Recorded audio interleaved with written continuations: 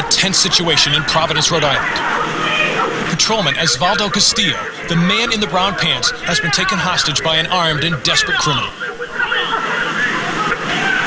In less than a minute, one of these men will die. The bank robber presses one of his two guns tightly against the helpless officer's neck, and he's threatening to shoot unless the cops let him and his hostage escape in this unmarked police car.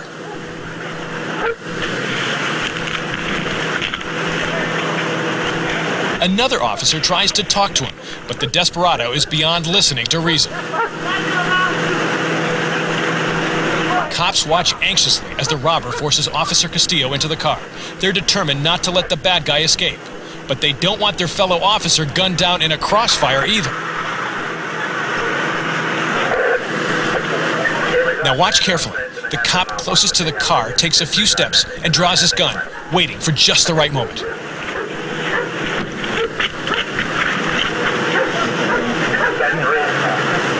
Then,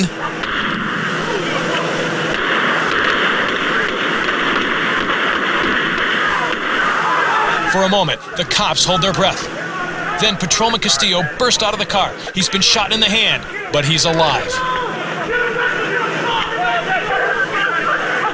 The drama in Providence began here. Two armed bandits robbed this bank.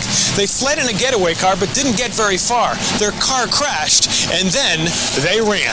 But police quickly surrounded the area. One of those cops was Officer Castillo, and that's when he found himself at the wrong end of a gun. I observed a car that was parked in a driveway, and I thought that was somebody was hiding under a car. So I bent over to look under a car, and as I was getting up, he was approaching me. The suspect was approaching me from behind, pointing the gun right at my face. The robber takes Officer Castillo's gun and, using him as a shield, makes his way toward the car. I was definitely thinking about my family, about the situation that I was into. There were so many police officers in the area that I always keep saying to myself, they're going to start shooting anytime, I'm going to get killed. There's no way that if they start shooting, I was going to survive that situation. Once they're in the car, Castillo realizes there's one last chance to foil the robber's escape. He spots the keys in the ignition and tries to drop them on the floor.